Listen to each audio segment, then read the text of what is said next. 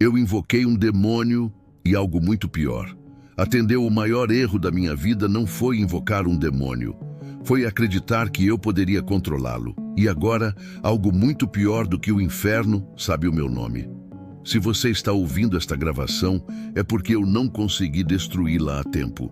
Não cometa o mesmo erro. Fique até o final e você entenderá por que algumas portas, uma vez abertas, nunca mais podem ser fechadas.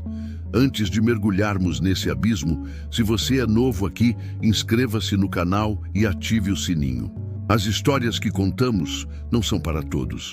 São para aqueles que, como eu, outrora, buscam as verdades que se escondem nas sombras.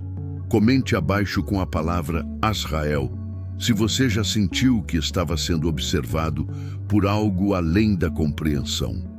E por favor, compartilhe este vídeo com discrição. Nem todas as mentes estão preparadas para o que você vai ouvir. A década de 90 não tinha internet para as massas, não tinha respostas fáceis. O que tínhamos eram livros empoeirados e um vazio existencial que a cultura pop não conseguia preencher. Meu nome era Eduardo. Eu não era um rebelde sem causa. Eu era um ambicioso sem palco. Trabalhava num escritório cinza, com um chefe cinza, vivendo uma vida tão previsível que o tédio era um peso físico sobre os meus ombros. Eu lia Nietzsche nas horas vagas e acreditava, com a arrogância dos meus 20 e poucos anos, que o homem podia se tornar mais do que apenas um homem. Foi numa livraria de usados, daquelas que cheiram a mofo e tempo perdido, que encontrei o primeiro volume. A Chave de Salomão, uma edição em português com capa de couro desbotada. Não era um livro, era um portal. Dentro dele, diagramas complexos, orações em latim arcaico e a promessa velada. O conhecimento absoluto estava ao alcance de quem tivesse a coragem de estender a mão. Foi o início da minha queda. Minha casa, um pequeno apartamento no último andar de um prédio antigo, tornou-se meu laboratório.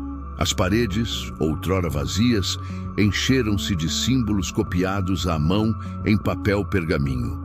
Eu gastava meu salário mísero com velas de cera de abelha, incensos raros e metais puros para confeccionar os sigilos. Eu cheirava a fumaça e obsessão. Minha namorada, Clara, uma moça de luz simples e coração tranquilo, tentou no início entender. Eduardo, isso não é saudável, ela disse uma noite, observando-me traçar um círculo no chão da sala com giz branco. Seus olhos castanhos, sempre tão calmos, estavam marcados por uma preocupação que eu me recusava a enxergar. Você não sai mais, não vê seus amigos, está ficando pálido. É só pesquisa, Clara, antropologia prática. Menti, evitando seu olhar. Quando eu dominar isso, vamos ter tudo.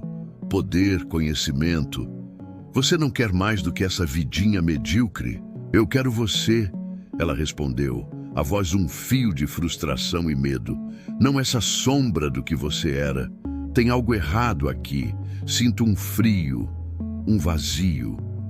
Ela tinha razão. O apartamento estava sempre frio agora, mesmo no verão abafado. Um frio que vinha de dentro, que as roupas grossas não conseguiam espantar. Eu atribuía ao sucesso do ritual. A barreira entre os mundos estava, de fato, ficando fina. O ponto de virada foi quando consegui, através de um contato duvidoso, uma versão rara do Liber Azerati. Esse livro não falava de anjos bondosos ou de deuses benevolentes. Ele detalhava a hierarquia da esquerda, os potentados do abismo, e foi nele que encontrei o ritual de convocação para Samael, o veneno de Deus, a serpente tentadora. O livro advertia: não cries este círculo a menos que estejas preparado para ser consumido pela luz negra da verdade. Eu li aquilo como um desafio, não como um aviso. A noite do ritual chegou. Uma tempestade fora do comum assolava a cidade. A chuva batia contra as janelas como punhos furiosos. Dentro, o ar estava parado, pesado, cheirando a enxofre e ozônio. Eu estava no centro do círculo, vestindo um robe negro que havia costurado eu mesmo. as mãos trêmulas segurando uma adaga de prata. As velas projetavam sombras dançantes e grotescas nas paredes, fazendo os símbolos parecerem se contorcer. Recitei as palavras. O latim saía áspero da minha garganta, cada sílaba um peso morto no ar. Per omnes nomina vestra, potentissimi et terribilissimi, vos invoco, Samael.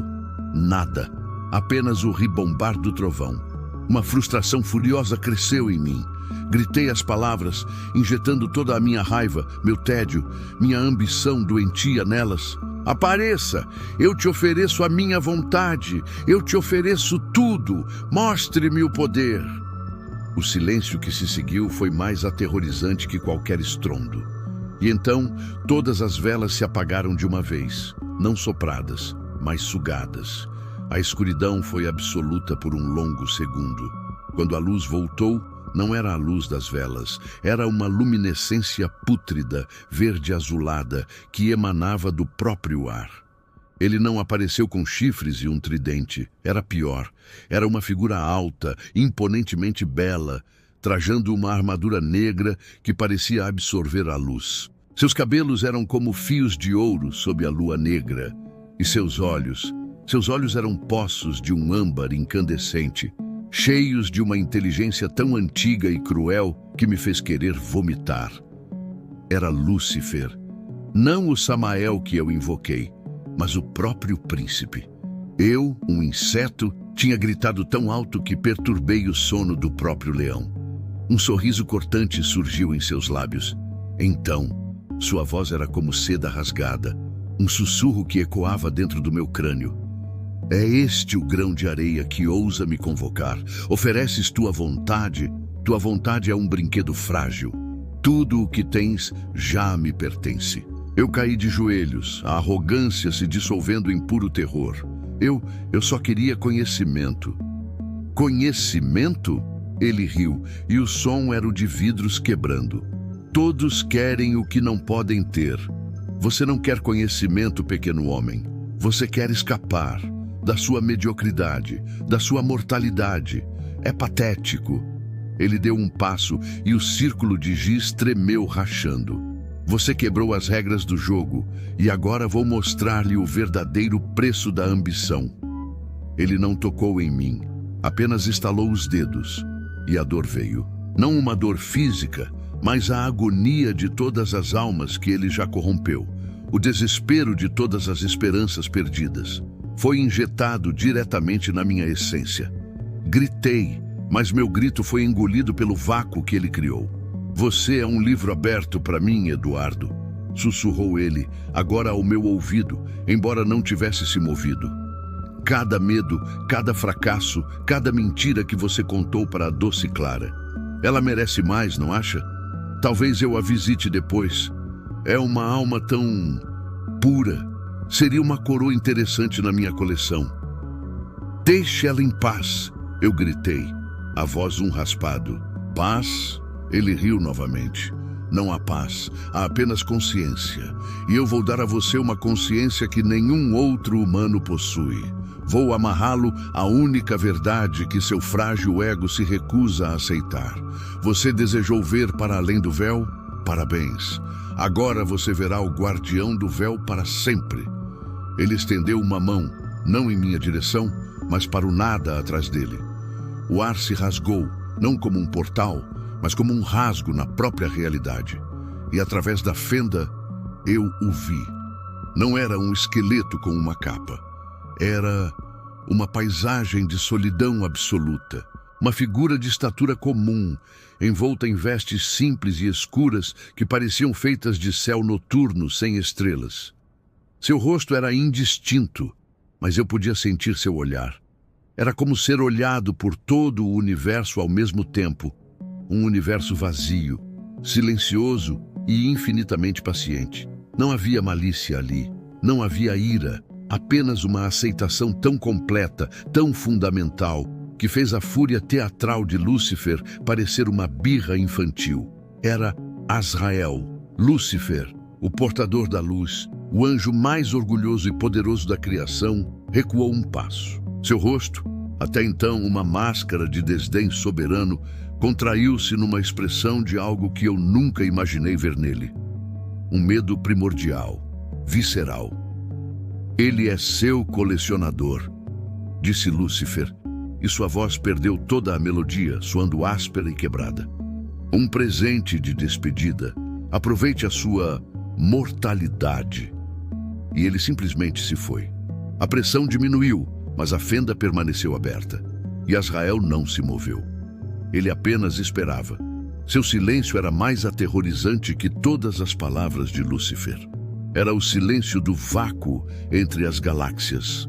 O silêncio do fim de todas as coisas. A fenda se fechou lentamente, mas a conexão não.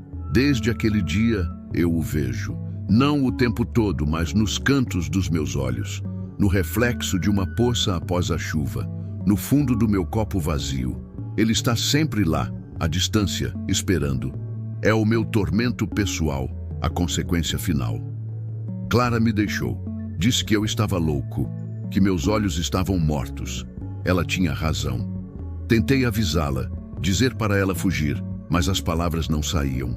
Lúcifer cumpriu sua promessa de uma forma que eu não previra. Ele não a tocou. Ele apenas me mostrou o fio de luz dela, brilhante e puro, no grande livro que Azrael guarda. E me mostrou que um dia aquele fio se apagaria, e eu seria forçado a testemunhar Azrael vindo buscá-la, impotente para impedir, condenado a saber o destino de todos, mas incapaz de mudar o de ninguém. A ambição me cegou. Eu queria conversar com deuses e demônios, e consegui. Aprendi que existem forças contra as quais não há rebelião que prevaleça. Lúcifer teme Azrael porque ele é a lembrança ambulante de que até a sua rebelião infinita tem uma data de validade. Agora eu sento aqui, gravando esta fita. O frio é constante. Eu o sinto chegando mais perto a cada dia. Não é um fim, é um encerramento, um acerto de contas cósmico. Ele não é o vilão desta história. Eu sou, e o anjo da morte é apenas o contador, fechando o livro de um capítulo mal escrito. Ele não tem pressa, ele simplesmente espera. E a pergunta que me assombra não é quando ele virá, mas se, quando ele o fizer, terei coragem de aceitar o que eu mesmo causei.